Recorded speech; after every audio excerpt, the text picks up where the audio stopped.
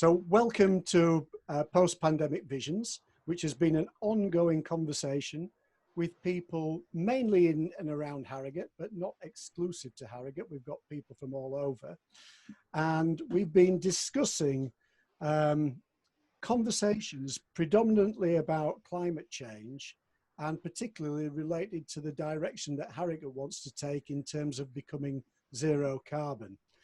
So there've been really interesting conversations. I do want to say something about recording the events because we have recorded the events that we've had so far, but we're all learning this technology. So I'm getting a bit of help in terms of editing the videos, making them available on YouTube, topping and tailing them, and so on. But what I would like to say is, if anybody is averse to themselves being recorded, there's a simple 3-step answer to that. Well, there's a 4-step answer. One is disappear, but I didn't want to be so rude.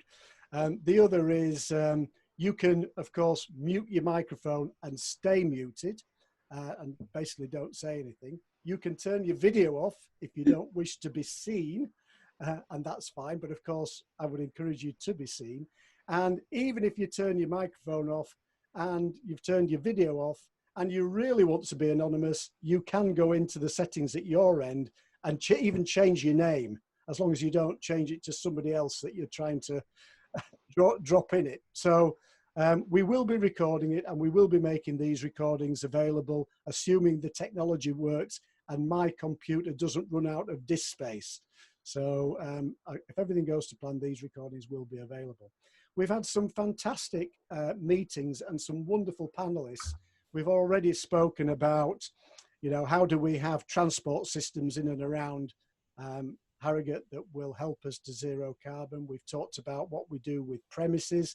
We've engaged with attendees on what is their vision for the future. And we will go on having these conversations.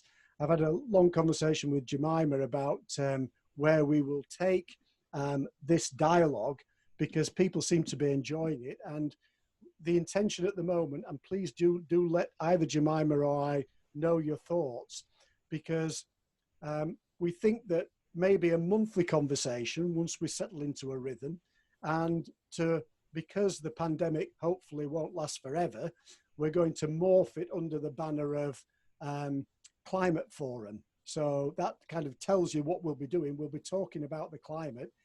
It will be predominantly looking at the Harrogate area, because the clue is that I'm Clive Wilson. I chair the UNA Harrogate group, and Jemima chairs Zero Carbon Harrogate. So there's a kind of a clue in who's organising this as to what our focus will be.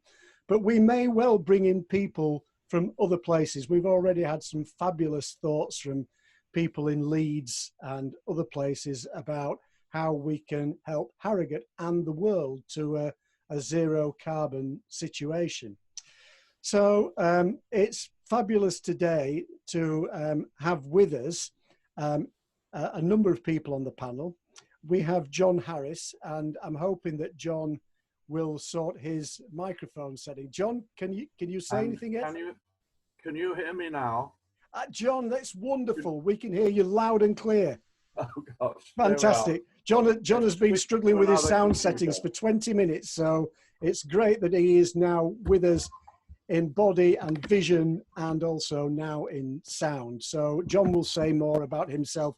He's actually going to be the first person I get to invite to speak after Jemima has spoken as chair of Zero Carbon Harrogate. But we have John Harris, we have Terry Knowles from the Rotary Club of Harrogate, and we also have Clare Collins, who runs the operation for Open Arms Infant Homes in Malawi here in Harrogate. So the focus of the charity is in Malawi, but Clare, I guarantee you, is based well and truly here in Harrogate, and it is a charity that many people in Harrogate are well aware of, principally because of the involvement of Neville Beavis, who used to be a teacher at Ashfield College and went to run Open Arms in Malawi for many years. So it's great to have you all with us. This is going to be a fabulous conversation. And I want to start by just acknowledging that I don't think anybody really has a definitive view of carbon offsetting. And I'm sure you'll find all sorts of definitions from different players. But, you know, the question is, what is it that we're trying to achieve?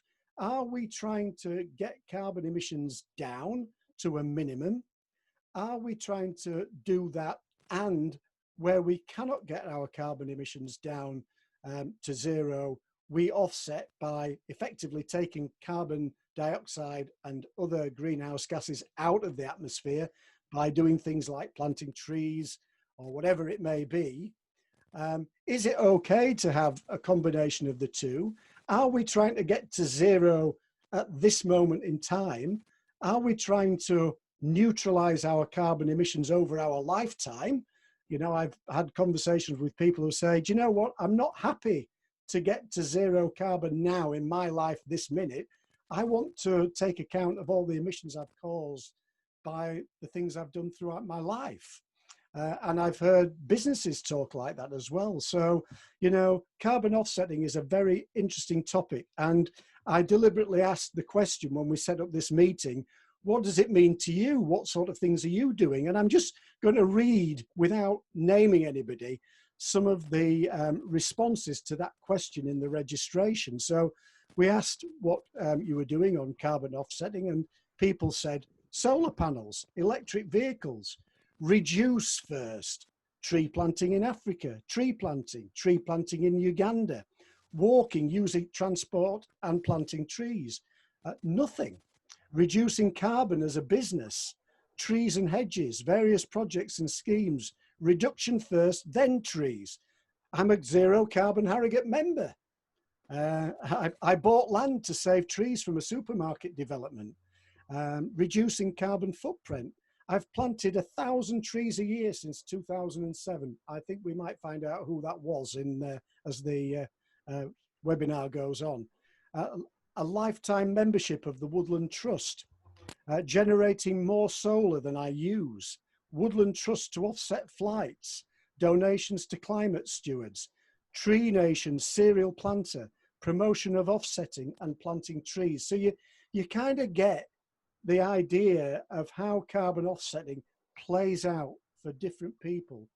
And what we're here to do tonight is to just explore 2 or 3 thoughts. It won't be a comprehensive appraisal of the subject, but what I'm hoping is that we can hear from our panelists, ask them questions. So please, as you're listening to people, if questions arise in your mind, please pop them into the chat box on the system, and we'll try and get to as many of those questions as makes sense in our time, which, by the way, we aim to finish somewhere between 7 and 7:30. And my guarantee is we will not overrun 7:30 because some of you have other things to go to. So those are just a few thoughts from me about offsetting. And I think the important thing is to go straight to our panelists, to let them introduce themselves in turn, and to just say what offsetting means to them and the thoughts that they have. So Jemima, are you happy to unmute yourself and speak to the subject and introduce yourself? Thank you, Clive. That was really interesting, actually, hearing what people's different actions on carbon offsetting have been, or their attitudes to it. And so it's it's going to be interesting to hear the discussion this evening. Just for those of you who I haven't met, my name's Jemima Parker and I chair Zero Carbon Harrogate. We're a voluntary organisation running in Harrogate, as the name would suggest, but we're Harrogate District, and our objectives are to push for a low carbon, a zero carbon economy across the district and to help us get there. So getting to zero carbon is very much our bag. And we're conscious that we can, as Clive's already said, we can reduce our carbon emissions significantly. Technically, with the technology and the tools that we have at the moment, it would be possible to reduce our emissions down to about 94%, leaving just a little nub of 6% of our emissions that would be really hard to reduce. Our webinar last week looked at the kind of economy, a low carbon economy that we'd need to get right down to nearly zero. But if we're going to be a net zero nation, a net zero district, we will need to capture carbon to offset those emissions. And currently, as a district, we only have trees and landscape that capture 0.4% of our emissions as a district. 0.4%, and we're looking at the fact that we actually need to get 6% of our emissions. What I think is a little bit more shocking than that is that nationally, the carbon capture is at 4.5%. Technically, these numbers are negative because they're the opposite of carbon emissions. But so nationally, it's doing 10 times better than Harrogate District. So we have quite a lot of catching up to do because we have a very nature depleted landscape. We have a very poorly wooded landscape. To reach that kind of level of emissions capture, we would need to be planting about 270 hectares of woodland a year. And I know there are people on the call here who might wish to correct me on these figures, but who might have even more up-to-date data than I do. I can see Anna smiling because she knows that's her. So looking about 270 hectares. So those of us who know Harrogate well, we're looking at an area about the size of the Stray to be planted every year. 200 hectares Stray, and looking at that kind of size of space to capture sufficient carbon to get us to net zero. Just sticking trees in the ground, given that we are in a nature crisis and a biodiversity crisis as well, would be a sort of an inadequate solution. I think we need to be thinking broader than that and be thinking about the whole picture in terms of natural climate solutions, having a wide range of solutions that help with climate resilience, flood management, drought management, and actually developing some complexity in our landscape is going to be important. So it's not just a simple number of trees in the ground, and of course we need to be thinking very sympathetically about getting the right trees in the right places. So that's just a very quick overview of some thoughts on carbon offsetting, and it's something that is clearly part of our remit as Zero Carbon Harrogate, but our main objective is in terms of getting the reductions for carbon emissions, but conscious that we need carbon sequestration as well as we go forward. Thank you. Fantastic. Thank you so much, Jemima. And those figures are really startling. I didn't realise that our carbon capture was as low as that in the Harrogate area. So it shows how much work there is to do. Conversely, it also shows what a big opportunity there is. So that's fantastic. So let's go to John Harris, if you'd like to introduce yourself and speak to the topic. Right, can you hear me? We can. Ah, good. So I'm on board. Well, thank you for the invite to take part in this session and talk about a particular project which I think might be useful. But I've got, I feel a bit of a fraud really, because I've got no particular status at all in relation to any of these campaigns. So I'm speaking as a local member of the public who's freaked out by climate change, and I've got 3 grandchildren and I'm worried about the state of the planet which they are going to inherit.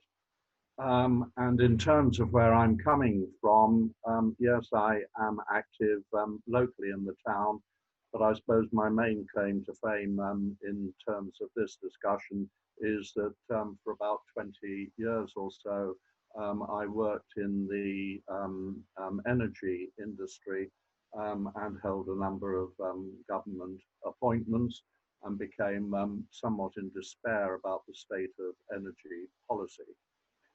So what am I going to be talking about? Well, if the truth be told, I personally was getting very tired of people talking about things. And I felt that from the point of view of individuals, they needed encouragement in terms of taking personal action, doing something practical now, and all based on the basis of reducing your own personal.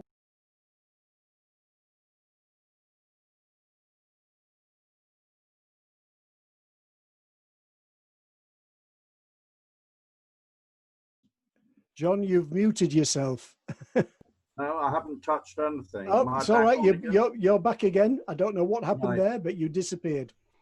I've had to go to my backup laptop, by the way, and it may suddenly collapse. So there we go. It's just as well you're on first, John. Yes. And something's just gone wrong there. And so I based what I pulled together on what I'd done myself, reduce my own carbon footprint, and I paid for the planting out of 4 acres of land with trees in order to acknowledge the harm I'd caused in the past and was still one way and another causing. So I wanted to focus, I felt, in terms of the personal reaction on 3 things. A recognition to achieve a reduced carbon footprint, you needed to acknowledge the impact of what you're currently doing, the need for each individual to change their lifestyle, and the impact of accumulated past emissions. And as a part of the scheme, individuals would be encouraged to pay a levy to compensate for the damage caused by their past and current emissions, the ones for which they were personally responsible. So the scheme would encourage individuals to calculate their current carbon footprint by looking at the various aspects of their lives using the approaches available. And I did think that there could be a choice between a simple ready reckoner. On the other hand, some people might be interested enough to go into these very comprehensive schemes, which there are, but some of them are quite tricky, I think, to work through. So give somebody a simple ready reckoner as an alternative. And one of the people I'd spoken with had the idea of working up a personal app. And that struck me as being an excellent idea, because that could be an immediate, simple personal tool which people could latch onto. So individuals would be asked to recognize the harmful outcome of their current and past lifestyles, encouraged to calculate and then reduce their annual footprint by at least 10% a year. There's obviously nothing particularly special about these. This is what is out there and is part of the current campaigns. So reduce your annual footprint by at least 10%. Donate a levy based on the residual footprint to compensate for what you're still doing: air flights, car mileage, energy consumption, plastic use, food consumption. And in relation to past activity, a crude approach could be to equate 100 tons of carbon for each decade of the individual's life, with compensating donations over 5 years. And I did think that it was important that any donations made should be to a local registered charity. That's for reasons of public trust, credibility, gift aid supplements, and to promote the idea of local, individual, and community engagement. And that should be utilised for activity in the borough, with the priority being local, and it could be wilding and tree planting, but generally supporting a campaign to raise awareness and to latch on to, of course, the growing awareness which there is anyway in the community. But to sum up, I did feel that individuals needed something tangible and practical which they could latch onto. I did think it was important that we didn't need yet another body, and though some people said, well, why don't you form a charity in order to run with this? I didn't want to do this. I've tried Zero Carbon Harrogate. I've tried the Borough Council, who, if you remember, as part of their carbon reduction strategy, actually had one particular section which was they would take the lead in terms of community activity.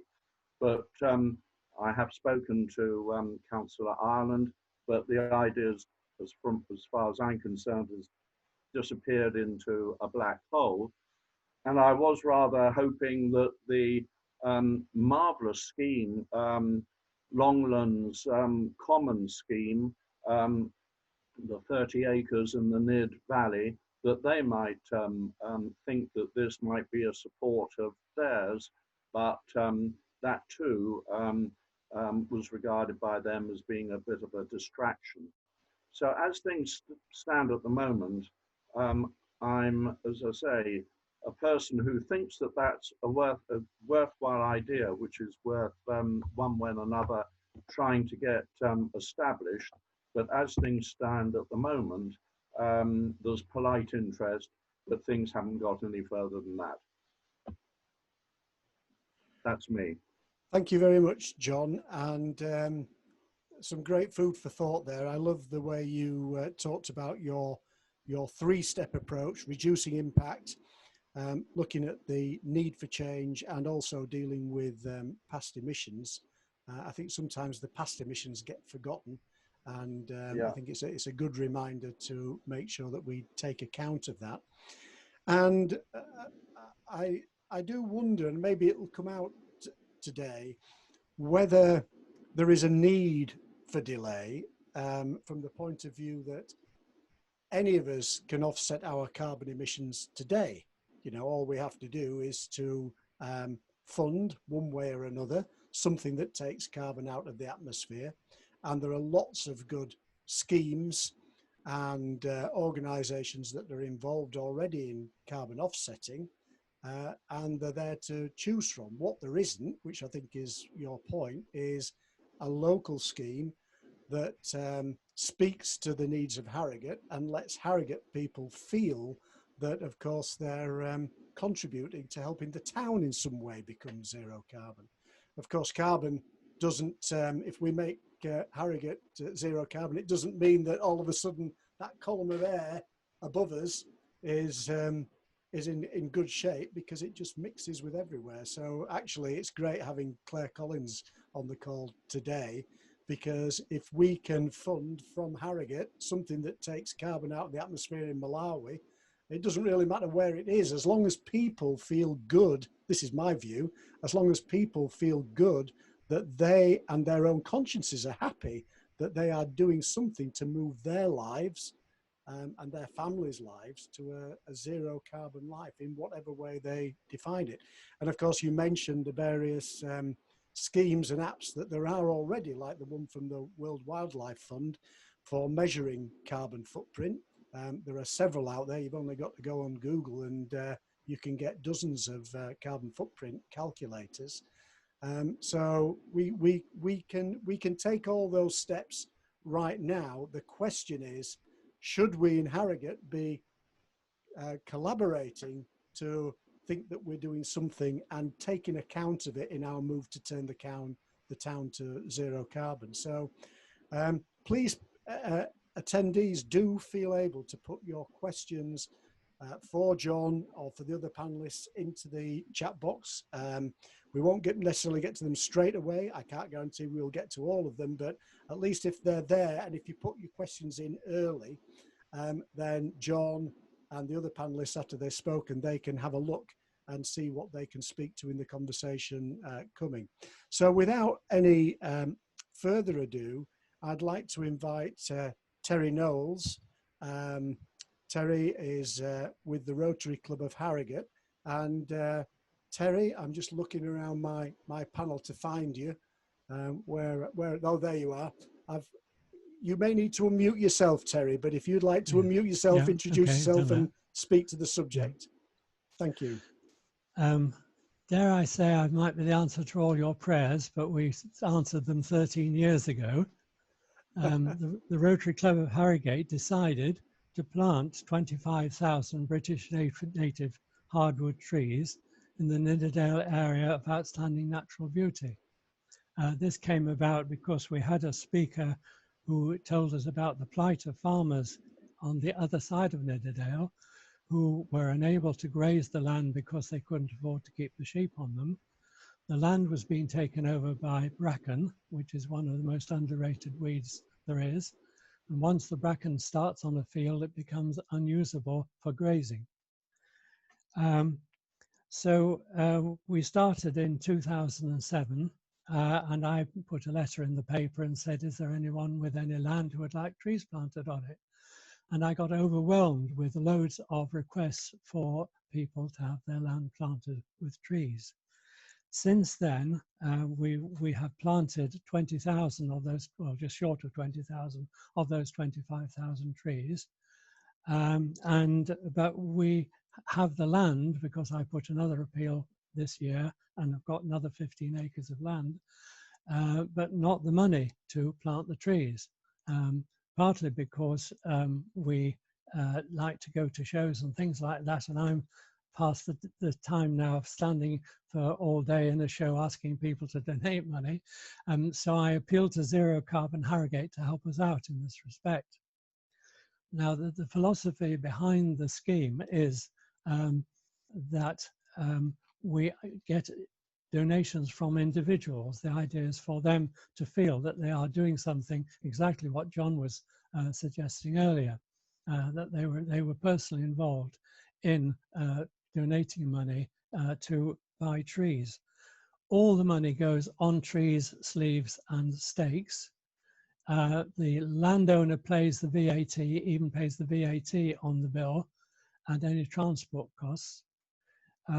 We get the Nidderdale AOMB people to come along, Marion Wilby is the person I use, to approve sites that have been offered to us.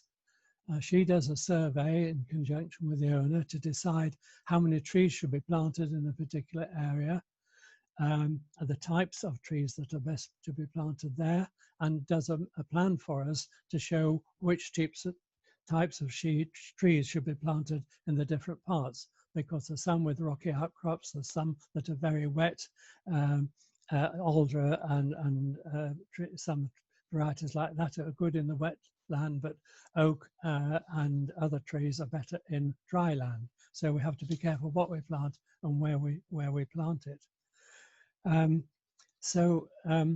We have reached a point when we are needing to at least do this last 5,000. I'm sure if we got a good response, it would go even further. Now, we involved also the general public in planting the trees. We have had groups from the Army Foundation College who have to volunteer to do the Duke of Edinburgh Award Scheme, which involves community projects. Groups like from schools, Scouts, Guides, other youth groups, Open Country come and plant usually about 250 trees for us.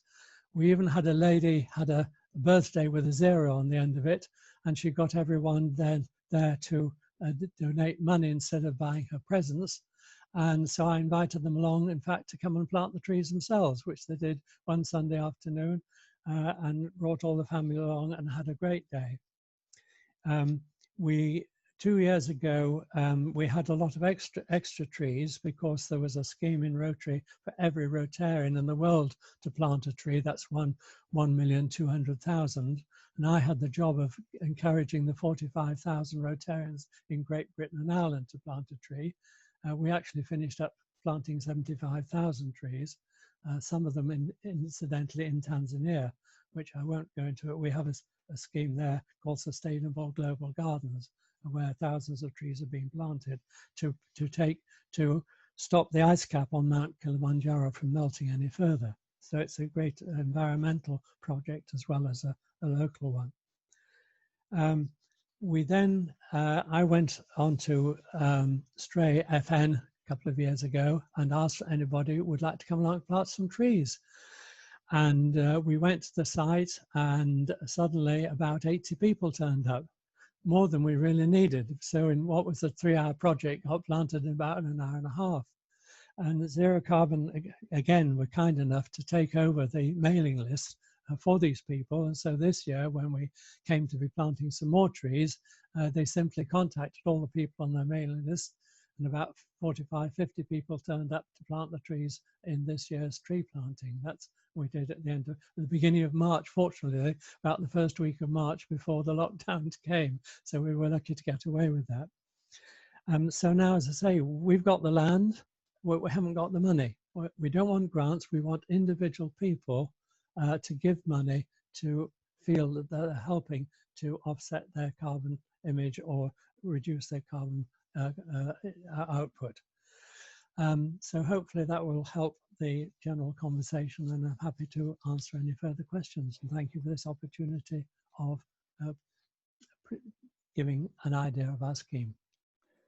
Thank you, Terry. That's been fascinating, and it's great that you've been doing this since 2007. And on the basis that you have, there is one question I've noticed in the chat. Some of the questions are quite general in nature, so I'd like to put them to the panel. But this seems to be one that you may be able to speak to. And it's one from Anna.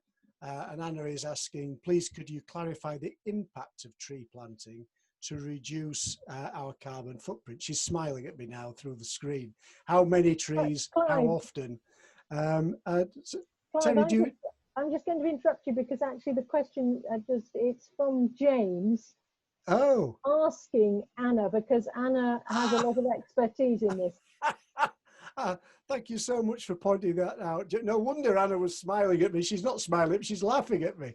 So anyway, it's a question, and maybe Anna could speak to it. But let's give Terry, I did put the question to Terry, so his cogs have been whirring round. Have you got any thoughts, Terry? And then we'll actually invite Anna to speak before we get Clare on as a member of the panel. What are your thoughts, Terry? Sorry, you sort of went round in circles. Can you give me the actual question, please? It's a question from James, but he mentioned Anna. He's put the question to everybody, and it's about clarifying the impact of tree planting. So I'm wondering, in the work that you've done, let me translate, Terry, in the work that you've done with all this tree planting, which has been under the guise of climate change offset, have you worked out, and can you point us in the direction of the calculations to say that if people do donate X amount, or if they plant a certain number of trees, what difference will that make to climate change? Have you done those calculations? Well, as far as cost is concerned, our trees only cost £2.50. All the other costs are done by voluntary labour and everything else. So you go to, say, Woodland Trust, and it's £20 a tree minimum, because they give certificates and they have to pay for the cost of the land and all the rest of it. Yeah. So for £2.50 per tree, that's what we have. Zero Carbon Harrogate actually gave me a calculation roughly for British native harbourers of 10 trees per ton of carbon. And is that 10 fully grown trees or 10 trees in the making? I think it's got to be taken over a period. Over a period.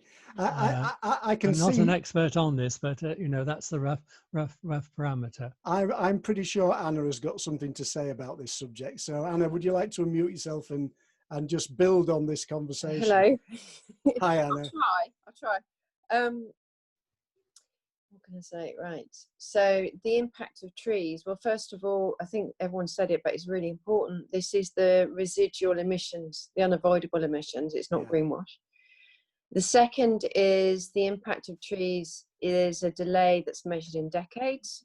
So it's really important. The Cinderellas of our story are the large stature mature trees that are doing the heavy work now. So between now and net zero, we need to be protecting trees in a really serious way, because say the mature trees and the stray are doing a phenomenal job, and any new trees we plant are going to be measured in decades before they reach their potential. And sequestration is like a flattened S. So it's the broad middle age. It's the middle age spread that we're looking for. So that's when the trees are at their maximum potential. Also, it depends on when you need the effect. So we really, if you plant in the tropics, you're going to get a much bigger hit much quicker because they've got longer growing seasons, they grow faster. If you plant in the dales where it's windy, it's going to take a lot longer, you're going to have to plant a lot more. So the answer is it's complicated. But looking after them, large stature mature trees, and planting where possible large trees like sycamore in place of ash, things like that, really, really important. Yes. It's interesting, isn't it? Because you don't have to be a brain surgeon or even a tree surgeon, excuse the pun, to work out that if you chop down a fully mature oak tree, it's no good just replacing it with a little sapling. That's not going to neutralize that effect. So it is really important. And if I can come back on that, Clive, we did some calculations at the university based on the largest beech tree on campus and the smallest three replacement beech trees. And there was about 100 times less carbon in those three, and it would be about 40 years before you got the like for like. And I think my take on this is that the complexity of the subject shouldn't stop us from taking action, because even if we haven't worked out our carbon footprint, even if we don't know what it would take to neutralize our carbon footprint, doing something to plant trees is nevertheless a positive step in the right direction. And to speak to Terry's point, if you can plant the trees cheaper than others in the business, then why not go for it? And also, you know, I was one of the ones who supported the Woodland Trust, and my logic with that was very simple. My mother-in-law was a long supporter of the Woodland Trust, and even though we knew that the trees would grow slower in this country, we did it in her memory. So there was a personal reason for wanting to grow trees, and also growing trees in Nidderdale, which I think is absolutely fantastic. It's our local area, so why wouldn't we want to make that area beautiful and mitigate carbon change at the same time? So I would like now to move to Clare, and Clare, you can be unmuting yourself. In fact, I can unmute you. You're unmuted. And before I ask Clare to speak to this, I just want to tell you at very high level the story here. So Clare works for the Open Arms Infant Home, which does an amazing job in Malawi. I visited Open Arms probably just over a decade ago because I'd been involved supporting Neville Beavis with some fundraising.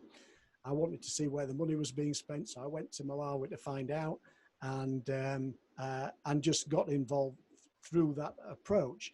And along the way, I met a guy in Malawi called Lawayo Biswick. Now, anybody that has attended our UNA meetings may recall that we had Biswick, as he is affectionately known, on a Skype call with us at one of our UNA meetings to talk principally about permaculture, because at UNA we embrace all the sustainable development goals, not just climate change, and we were interested in natural ways to grow food and to feed people and address poverty in Malawi. So this was ticking a number of the United Nations Sustainable Development Goals.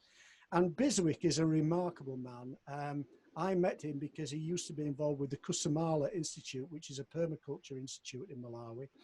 And their aims were to teach farmers and other people how to grow food, because there is a belief in Malawi that there is a shortage of food. And those people that believe in permaculture and understand it know, and Biswick has been quoted in one of my books, as saying there is no reason that people in Malawi, everybody, cannot have plentiful food, fresh, all year round. That's his belief, and I've seen him bring that to life. He's now got acres and acres of land in Malawi where he is growing food all year round and gradually showing all the farmers and the locals how to do that. And I had a call with Biswick about 6 months or so ago, and I said, Biswick, have you got into forests? And he said, why do you ask? I said, well, it's just that the world is wanting to mitigate climate change and they'll pay good money to do it. So, you know, here's a chance for people in Malawi to earn money by mitigating some of the damage that we're doing by polluting the atmosphere. They will pay basically for you to take that carbon dioxide out of the atmosphere. And people are already doing that. I know of some pretty big schemes that are happening to offset climate change. And so he went away to think about it, and he came back to me. He says, oh, we're doing the forest thing. And I said, great. I said, have you been planting trees? He said, no. He said, you don't need to plant trees in Malawi. He said, if you just protect the land, the trees will grow.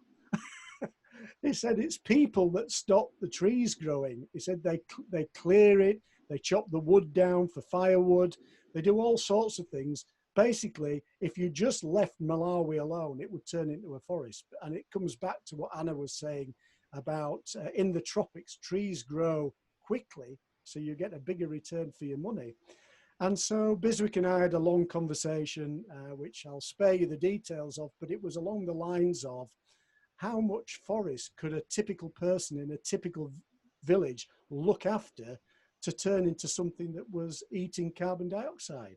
And we came up with the idea of the quarter acre, because he basically said, you know, in most villages, there's about 10 acres around a village. There's probably about 10 people that could look after those 10 acres.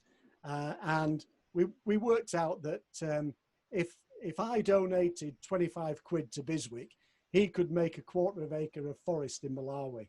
And thereby we had the bones of a carbon offsetting scheme, which we would also do the research that people have been asking about, as to say, well, what difference will that make in terms of tons of carbon and my carbon footprint and everything else? So I've said, look, Biswick, stick a sign outside the bit of land, the quarter of an acre where you're going to grow my forest, and we'll see if the idea catches on. I then had a conversation with Clare about the infant homes, and one of the big difficulties about the infant home, I'm not going to steal too much of Clare's thunder, I hope, but one of the big problems is that when the kids get to 2 years old, Open Arms tries to get them back into the village to be looked after. But if the village is poor, we've got a real problem. So actually, the idea is that we can join up the dots and use reforestation as a means both for income and food, because the forests could be food forests, to make things better. And I think that's where I probably need to stop talking and invite Clare to just say, how has your head been since we had that conversation? Yeah, thank you. And thanks for inviting me on as well. So, yeah, I've obviously known Clive for quite a while as a supporter of Open Arms. And as Clive said, we started out as an infant home in Malawi in kind of response to the AIDS crisis in the 90s, where there were many orphans because of HIV and AIDS. And so an infant home was set up really as, it was almost as a hospice at that point, because there were no antiretroviral drugs.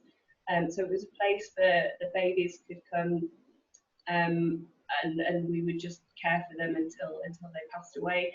And then with the arrival of the antiretroviral drugs, what we found was that more and more babies were actually surviving, and we started to work very hard then to make sure those babies could go back to their communities as soon as they were fit and well. One of the main problems in Malawi is if a mother passes away and a child's left behind, is that there's no one left to feed the baby, and formula milk costs a lot more than many people earn. And if you've got people out working in the fields or at markets, they just can't take on the care of a newborn baby that kind of needs that round-the-clock care. The care usually falls to a grandparent who has generally got 5 or 6 other children that they're caring for as well and working. So there's a real need for that temporary medical paediatric-led care for these infants, just to get them through the first years of life. And then when they're little people and they're walking and they're talking and they can walk along holding granny's hand, they can feed themselves, then they can be reintegrated back in with the communities. And they can be brought up within the communities. They can get their land rights that are inherited through their family, and they can be brought up within the communities and the extended family that are there. So Open Arms started in 1995 as one infant home, and very quickly grew to 2 infant homes. And as Clive said, as we were returning children back to their communities and more children were surviving, we found that when they got back to the communities, sometimes the children would then have to come back to us because the communities weren't able to provide for the children. So we set up an outreach facility where we go out to the communities and provide monitoring, provide advice to families, basic essentials. We provide an annual, what we call starter pack, which includes fertilizer and seeds, with the intention of providing the family tools to provide enough food for the family for that year.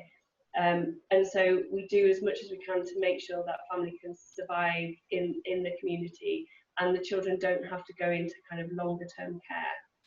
And then once that kind of got established and children were being reintegrated successfully, they weren't having to come back for additional care. Any easily preventable problems like malaria that's treatable, anemia, and children that were anemic, our matrons could provide help before those problems manifested themselves. Then we found that there was very little access to early education, and it's kind of very well documented that survival education is a great route out of poverty. So then we started to turn our attention to how can we support communities with getting a facility to educate young children.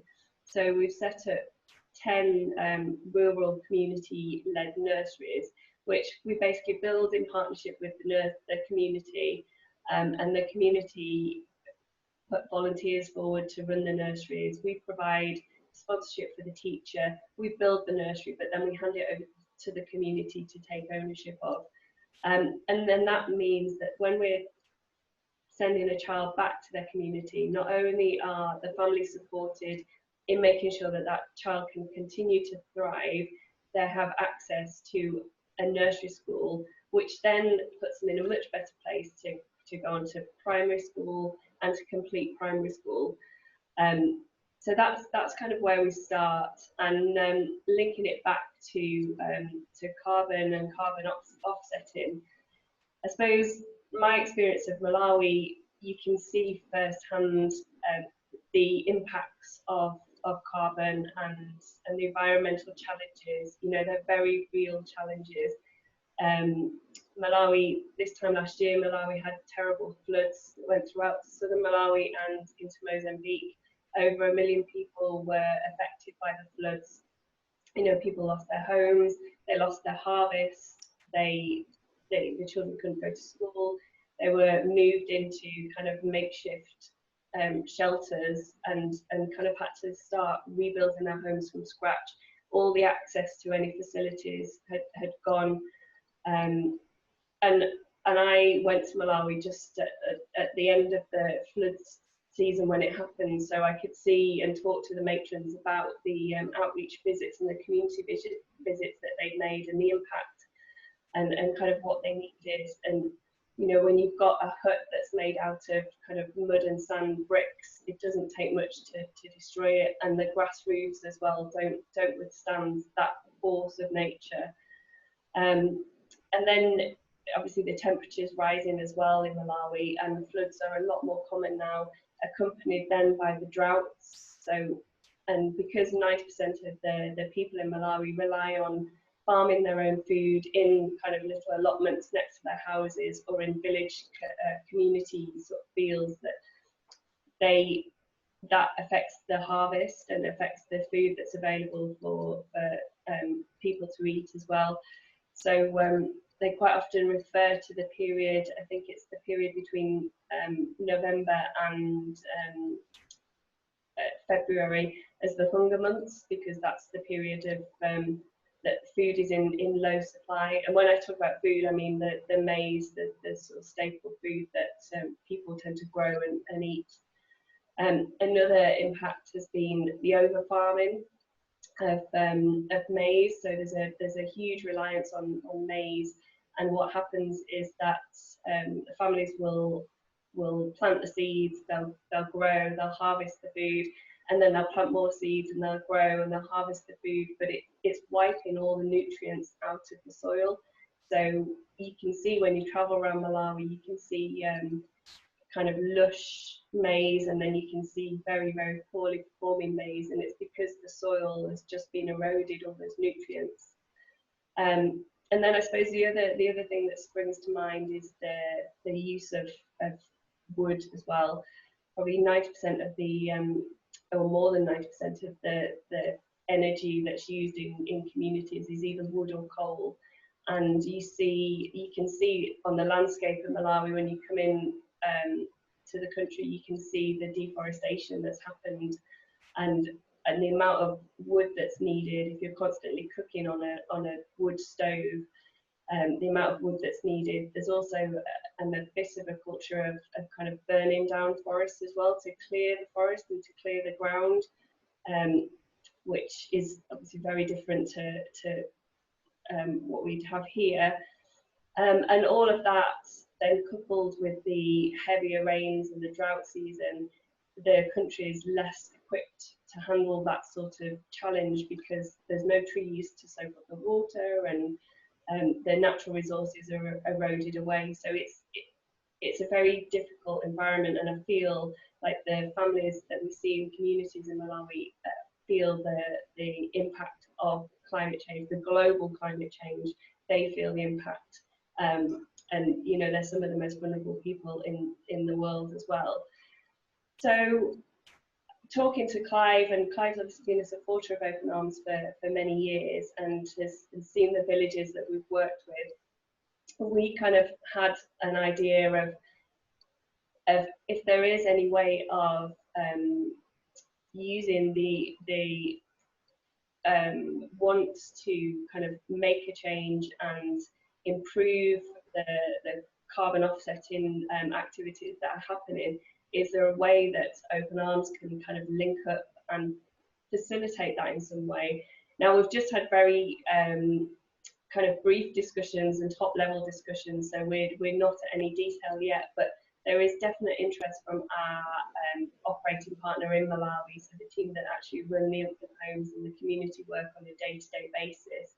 And I think probably for the charity, what we see is it may be a way to provide food for the villages. We've got partnerships with 10 rural communities that we've had nursery schools in and we've returned children to. So obviously we know those children and those villages really well. We've got a relationship with the chief of the villages, and so we work with them closely anyway. And we were toying around with the idea of how do we link the two together. So it could be a way to create food for the communities, but also create an income for some of the members of that community as well. And it can be sustainable and community owned as well. So it would sort of need some setting up, but the idea is that it goes alongside with the sustainable approach of setting something up and then letting it run. And so that's kind of where we are really. And it's great to be involved in this sort of forum. It's a very different angle from the kind of local Harrogate angle, but yeah, it's really good to be involved. Thank you so much, Claire. And it seems to me that there's a real win-win-win opportunity in this. In fact, I don't know how many different levels it's a win, because first of all, we can help the forests to grow back in Malawi. Secondly, that helps a lot of the flooding problems because trees stop the flooding. It gives us a chance to provide an income through climate offsetting to local people, and it can make them feel proud as well that they're providing a global service to the world by offsetting greenhouse gas emissions. And the other thing is that because of the evolution of permaculture, there's a really strong chance of making it not just forests, but also food forests. That's one of Biswick's strengths, is he can integrate the growing of food and fruit in the forests that get planted. So we tackle climate change, we provide an income, we stop flooding. You know, it's on so many levels, and it gives an excuse, if I can call it that, as Claire has said, for us to keep in touch with those villages that participate, to make sure that the kids, when they get put back in the villages, stay fit and well. When I was in Malawi, I had the privilege, Neville lent me his Toyota Land Rover to just take grain out to the villages and keep an eye on the kids. You know, are they being looked after? Are they fitting well? And so on. They kind of, it's all the monitoring. So it's a complex situation, but it works. And will we be able to measure exactly, you know, this speaks to the point that was raised earlier about how do we know how much carbon dioxide is being soaked up by investing in these projects? Well, I'm just happy personally to take a punt, if you'll excuse the expression, because I trust the process that if we invest in growing trees out there, lots of good things will happen. And I'm happy for the calculations to get done on the back of it, because it is also true that this needs to be sustainable. It's no good just planting trees and hoping they'll grow. The areas need to be protected. And that's the idea, that if we have a quarter-acre plot, you know, we kind of worked out that 25 quid a month will fund a quarter-acre plot of forest. And that's the logic around which we're going to grow the scheme. So I want to move on now, because it is 7 o'clock. I want to take some questions. I can also see that John has got his hand up. Go on, John. You're itching to say something. Can you hear me? Yes. Oh, good. In terms of about the Malawi scheme and so on, and a wonderful charity which I support. In terms of the discussion which we were having, I was a bit concerned that we seem to be talking all the time about planting trees. And one of the reasons why I tried to pull together the idea which I've done is that what strikes me as being, if you like, far more important is the whole business of education, which is about the impact which an individual does have on the climate by their own actions. Secondly, it should be about the promotion of changes to people's lifestyles and giving them advice as to how that could happen. And out of that would come, yes, various practical things, but which would certainly involve the reduction in an individual's carbon footprint, but then, yes, also allied to it with money to one way or another compensate for the harm caused. And I wonder whether there's a second point I could make, looking at some of the questions that have come through. I think offsetting, somebody needs to make the point, is a technical term, a legal term. And that's all about trying to make sure that action which is taken, let's say tree planting, has one way or another got guarantees that it will be lasting and permanent. And of course, we've got our own local controversy in Harrogate about this, with Harrogate Water wanting to, as I understand it, chop down a whole lot of trees which were planted in the past by, should we say, well-meaning people who were wanting to do their bit in relation to compensating for their carbon footprint and so on. And that, of course, is devastating to individuals' confidence that if they are planting trees, that they're actually going to be there for a very considerable number of years in order to, one way or another, develop in a way which is going to have some particular impact. And so I think that when people talk about offsetting, it needs to be understood that that actually is a legal, technical term, and is something which does import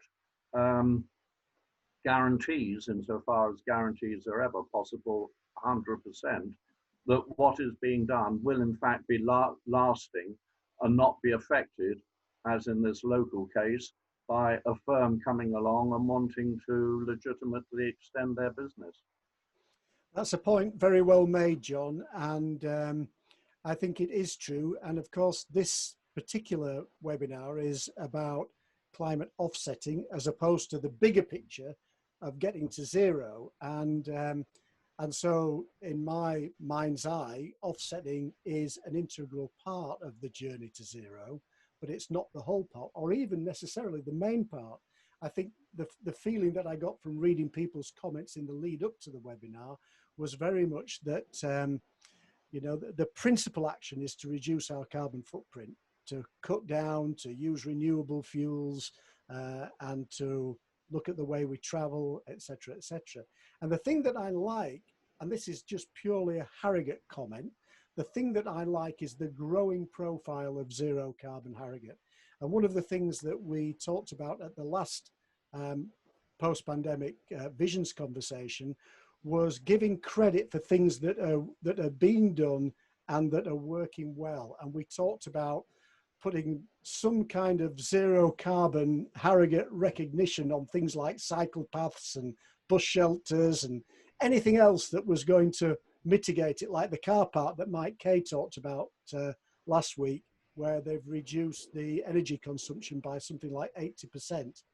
So I think the carbon offsetting is very much part of it. I hear the point about some people will want the guarantees, and it's good to have those guarantees. And I think there are some things that we do on trust, and I think that's got a place as well. And I see Jemima with her hand up. Go on, Jemima, you're wanting to speak to it. Just you're in.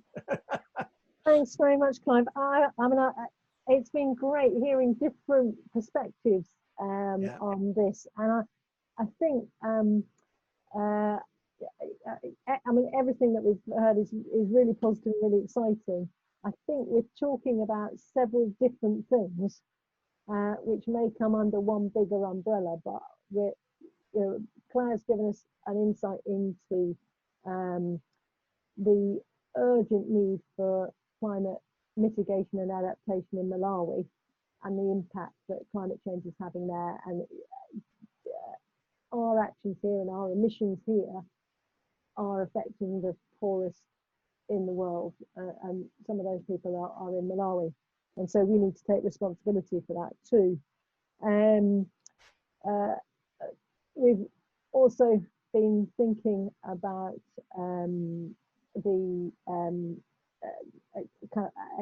a charitable perspective and how in a voluntary capacity we can try to move this forward locally.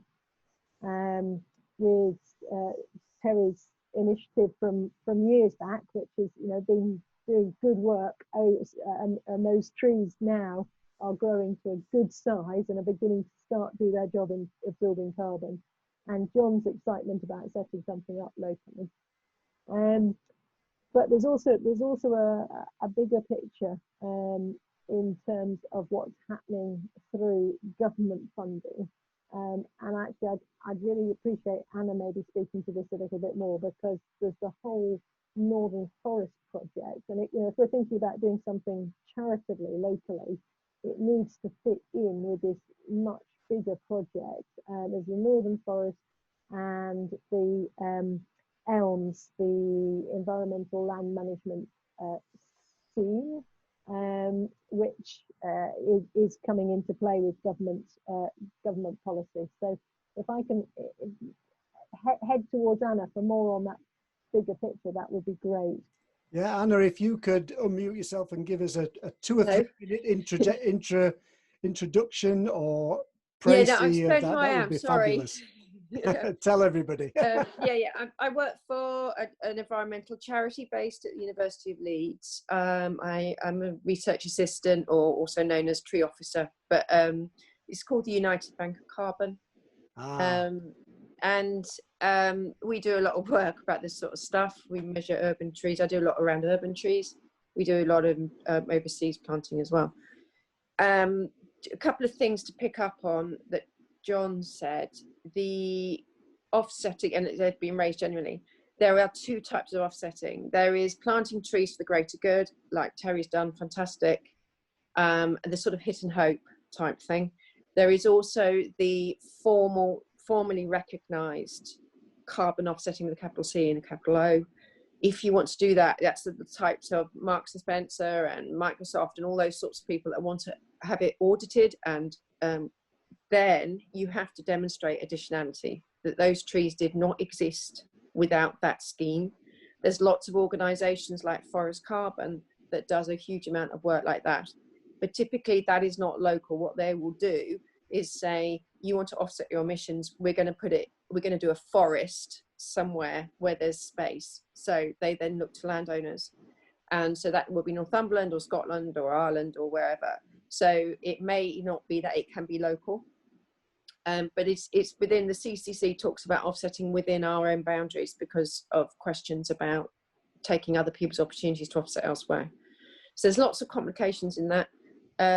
Jemima, Northern Forest, right? Okay, a scheme to increase woodland cover, 50 million trees over 25 years from Liverpool to Hull, being promoted, seed funded by the government, promoted by the Woodland Trust, delivered through community forests. Now, our local community forest is the White Rose Forest, and we're doing a lot of work with them at the moment, helping develop various planting schemes that are trying to account for carbon. And this is a very good organisation through which you can get help with design. If you've got land, they can then help you design it. They can help you get funding, and there's lots and lots of funding streams coming through, and lots of interest. So the White Rose Forest is a good organisation, and it's a partnership of organisations, and it's based at Kirklees Council. They've got various project officers, but it's a whole partnership of local authorities and various things. So I think, is that enough, Jemima? Is that what you meant?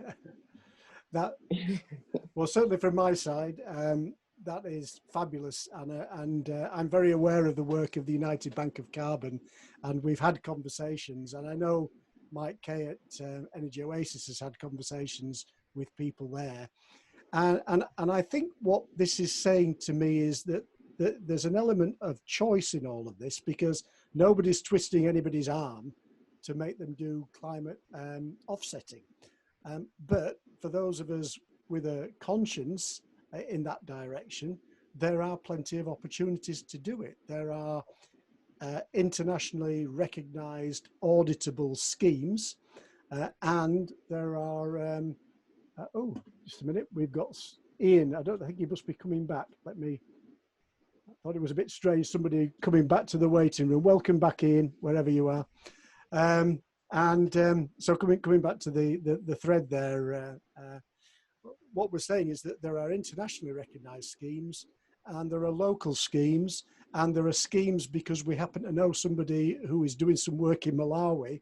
All of them are good. There is some sense in measuring our carbon footprint and making sure if our intention is to become net zero as an individual or a company, that we take appropriate action. And I think when it comes to Harrogate, if the people in Harrogate, and particularly Zero Carbon Harrogate, and dare I say it, the local authorities as well, if we can give people choices, and we can also shine a light on the schemes that we think are working, that are being of use to the community and the world and the planet that we live on, then that is all fantastic. What I would say, because there's a lot of comments in the chat box, and please panelists do be reading the chat box and stick your hand up if you'd like to respond to any of them. But you know, people are saying, well, how do we know? How do we know? You know, just looking now, Graham Sharp, Terry, how is the existence of trees secured for the long term if the landowner changes their mind? I mean, these are all really valid questions, and sometimes the honest truth is we don't know. You know, if things do change, forests do get cut down, and that doesn't necessarily mean that they were in vain while they were still going. So the more things are monitored and protected and regulated, in some senses, that is better, because we know it's going to continue. But I think all these schemes have their different place. Jemima. And I'm just going to very quickly answer Charlie's question in the chat box, and then I see that Ian Elgie has his hand up and is trying to come in. So while I'm here, I'll just quickly answer Charlie's question, which was, should Zero Carbon Harrogate raise money, buy land in for example, Middledale, and plant trees on a demonstration type local project? Well, two things to that. Firstly, Terry's already done that. We've got plenty of demonstration projects. The trees are in the ground and growing. Secondly, and this is where I've had conversations with John about setting up a carbon offsetting scheme. To set up a new scheme requires a huge amount of work and organisational structure, which it could be really valuable. But with Zero Carbon Harrogate, we currently don't have the human resources to do that, so we're very happy to support others setting up a scheme, and we currently don't have the organisational structure to be able to do that, to set up what is effectively I was going to say a business. It's not a business, it's a charity, but if it was going to be an accredited offsetting scheme, that's quite an undertaking. So our core business is advocacy rather than raising charitable funds. But it would be fantastic to have such a scheme locally, although, as I say, Terry is and the Rotary Club are already on the case. So I'll shut up now, because I know that Ian wanted to ask a question. Ian, go for it. Unmute yourself. Thank you very much. Just to let people know who I am, I'm the chair of the United Nations Association Eastbourne. Eastbourne wants to be carbon neutral by 2030. We've got a huge challenge. I've been involved in planting trees in Africa for the last 15 years. I tried to get Eastbourne Borough Council years ago to be carbon neutral by planting trees. The sustainability officer said to me at the time, I can't put this proposal to the Borough Council until you can show me the science behind your claims. For the last 10 years, I've been working hard on the science of carbon captured by different species of trees. Wow. Remarkably, 3 years ago, I came across the research in Switzerland and Germany on the most remarkable tree for carbon capture in the world. It's called Melissia excelsa. And guess what? It grows right across equatorial Africa. In the University of Ibadan, just a few months ago, came across a research paper which showed that this Melissia excelsa, they had a specimen at the University of Ibadan, or Ibadan, 3.82 meters diameter, not circumference. It can grow up to 50 meters in height. We've been doing lots of surveys in Uganda on this tree. It's threatened. The ICUN maintains this tree is going to be virtually on their, well, it's on their red list now. So this tree, you may know by its common name, Iroko. The special thing about Iroko is that it not only captures carbon as organic carbon, it captures it as an inorganic carbon. It's known as the tree with stones. So when it captures a carbon, it locks it into the soil in the tree as a rock. So that becomes a carbon sink for millennia. Now, Anna, you made an interesting comment about mature trees. I agree, mature trees are very important, especially in Iroko, what we call mvule in Swahili, mvule. However, it's also true that in the tropics and also with oak trees, as they get to a certain old age, they start to rot. And that rotting is organic carbon going back into the atmosphere. Now, I worked in Asia and Africa and also Amazonia. I have seen huge amounts of trees, tropical hardwood trees like Moranti, coming on huge barges, and they look like giant blowpipes. Why? Because the whole center of that hardwood tree is hollow. It's been rotted by fungi and various bacterial activity. So there is actually a point in harvesting trees if you want to maximize the amount of carbon capture. Interestingly enough, some trees like the Iroko will carry on growing bigger and bigger, and they are resilient against any attack by fungus or by termites or whatever. So we have this scheme, which is very, very cheap, but we concentrate on the scientific, if you like, peer-reviewed papers of how much these different species can capture. I've been working with Professor Sanchez at York University, who's a world expert on this tree, with Professor Adrian Wood at Huddersfield University, who's an Africanist, and he is Professor of Sustainability. And I'd like you all to take a chance to look at the science which I've produced, the scientific evidence I've produced for carbon capture. Can you give us a reference or a link for that, Ian? Yeah, it's the United Nations UNA Eastbourne.org. Please, could you type that into the chat for us? Would that be possible? And then people have got it if you can. If not, we've got it on the recording, so I'm sure we'll find it. On chat. Just when it says type message here, just follow your cursor. Okay. Well, so while you're figuring out that, I mean, I'm very grateful, Ian, and Clive, I sent you an email. Okay, that's fine. You've got, yeah, it's the unaeastbourne.org. Fantastic. And it's our under projects. It's called the Mvule Project for Carbon Capture. Brilliant. Just to give you an example, Ian, I'm going to forgive me for halting you midstream, but I am conscious of the time. Sure. And I do want to make sure that if anybody has got a burning question that we haven't picked up on, because I know people have been monitoring the chat, but there's far more in the chat than we could ever cover this evening. Yeah. But if anybody has made a question in the chat and really wants it answering by one of the panelists tonight, could you raise your hand, and I'll try and look around the screen and see if anybody is burning to ask a question. Yeah, Christine, is that you raising your hand, or James? Unmute yourself and ask your question or make your point. Hi everyone. Hi James. Because we've got a few things going on. We've got trees going on. We've got the stuff going on in Africa. But how do we tie this in with the notion of carbon budgets? In the sense that, you know, Malawi has the lowest carbon footprint in the world, doesn't it, per capita?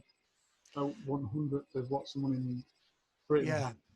Well, this is where I think the point that I was trying to make earlier on is that this is a global issue. Climate change is a global issue. It's the same atmosphere that surrounds us all that impacts on our weather conditions and you know, potentially sea level rises and everything else. So it's in everybody's interest to get this under control, which is why places like Malawi, and you're absolutely right, their carbon footprint is minuscule if you were to just look at their industrial activities and so on. However, the deforestation that has happened in Malawi, that carbon footprint, which is a different sort of carbon footprint, is considerable because effectively the lungs of the earth have been cropped. So looking at this in a globally holistic manner, what we know is that we need the forests in places like Malawi. And incidentally, there are many places. I have another friend called Steve Anderson, and his work is all about saving the mangroves off the coast in the Americas, because not only do they capture carbon really well, but they also preserve against flooding at coastal regions, and they preserve habitat. So, you know, this is it's a really complex and a fabulous opportunity for us to invest in things that will secure the climate that we need going forward, and in the process do lots of other things, whether it's stopping coastal erosion, whether it's helping kids in Africa to be looked after, whether it's about providing income in the developing world that could really use it. Because one of the advantages, it seems to me, about growing forests in the developing world is a lot of it is in the tropics and forests grow easily, but B, why not provide an income for people who need an income, which can also be invested in lots of other ways. I mean, the people who are thinking of those projects, I know, are also thinking of things like bringing solar energy to villages so that they don't have to burn firewood to cook with. You know, there are so many things, and I would encourage, just as a way of summing up this meeting, I would encourage every one of us, first of all, don't wait for tomorrow to begin carbon offsetting. You know, I would imagine that everybody on this webinar has got a reasonably sized carbon footprint. Even the ones of us that are trying really hard could probably do with some carbon offsetting to whether it's our current activities or to offset against a lifetime of ignorance, which is what it is. We didn't know. I didn't know 20 years ago that riding my motorbike around was causing damage to the atmosphere, but I do now, and there's an opportunity to do something. So I would say, in summing up, that and I will, as always, come back to Jemima, because I love her kind of last words that we've had on these programs so far. But what I would say is, the thing that I've learned from tonight is there's loads of opportunity to offset our carbon footprint. I've learned it isn't an exact science. I've learned that there are some fabulous people, including Terry and John, that are doing things locally that we can get behind. You know, you could get in touch with Rotary tomorrow and send some funds Terry's way that would plant trees basically the day after. He's sitting there waiting for the money to get his trees planted. He's got the land. So just do it if that's what you would like to do. And if you feel inclined to do something in Malawi, then there are lots of places. The United Bank of Carbon, I know, has got schemes in many places, and you could talk to them about carbon offsetting.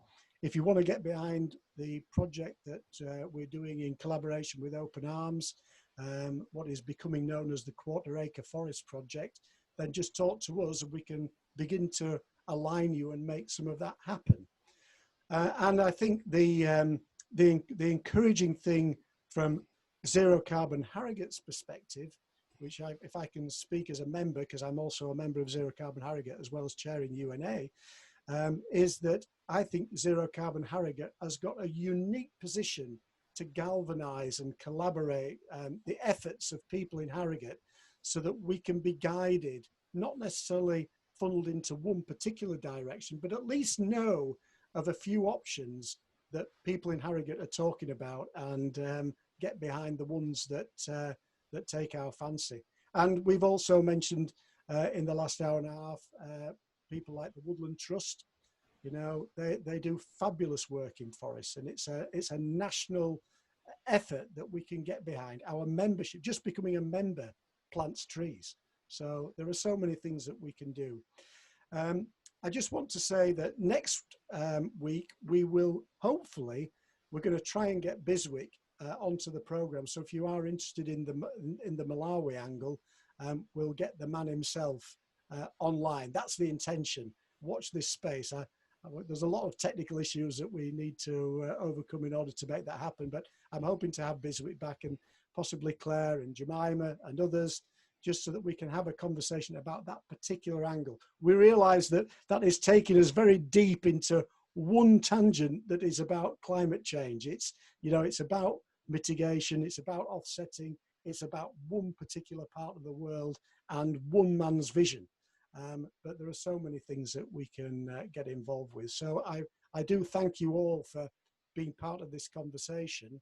I especially thank our panelists for joining us. So, you know, when it comes to stimulating us, then John, Terry, Jemima and Claire, thank you ever so much for just giving us something to think about.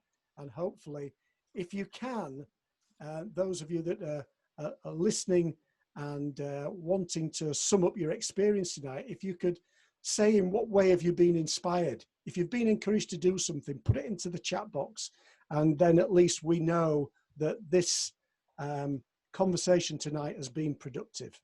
That would be really helpful if you can just say in what way have you been inspired. You know, have you already got your checkbook out for Terry, or you're wanting to know more about Malawi? In what way have you been inspired? Just sum it up in a few words and put it into the chat box. And we're getting very close to 7:30, so I don't want to say anything more. I want to give the last words to Jemima, and please just look at the events. They're all on the Zero Carbon Harrogate website on the events page, and hopefully I'll see you at future conversations. Jemima. Thanks, Terry. And can I echo your thanks to, thanks, Clive. Sorry, it's getting too late in the evening, isn't it? I wasn't going to say anything. Can I echo your thanks to Claire and to Terry and to John for their contributions tonight. And also, it's lovely to have Ian from the South Coast all the way down from Eastbourne with us. And I hope you've enjoyed your visit to Yorkshire. Yeah, of course. Travel is so easy. Travel is sunshine capital. Travel is so easy at the moment. I'm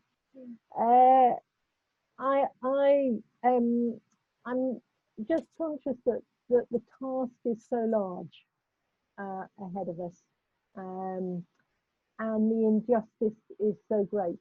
And thank you to James for just raising that at the end there, that our emissions here are causing huge suffering around the world, and Clare's stories from Malawi remind us of that.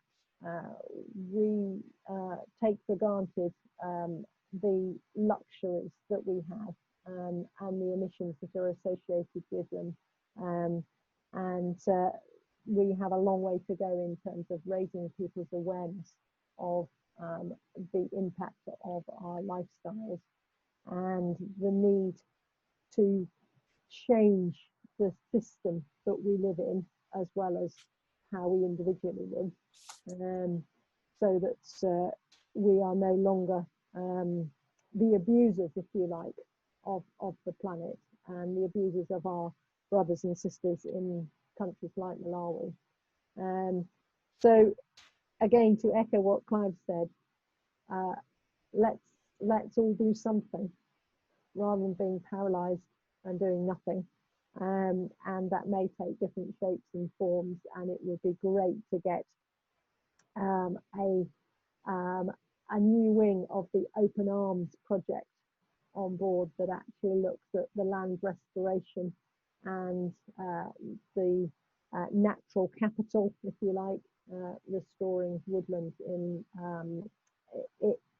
villages to support those communities who have been supported through the orphanages, and to make their lives more whole,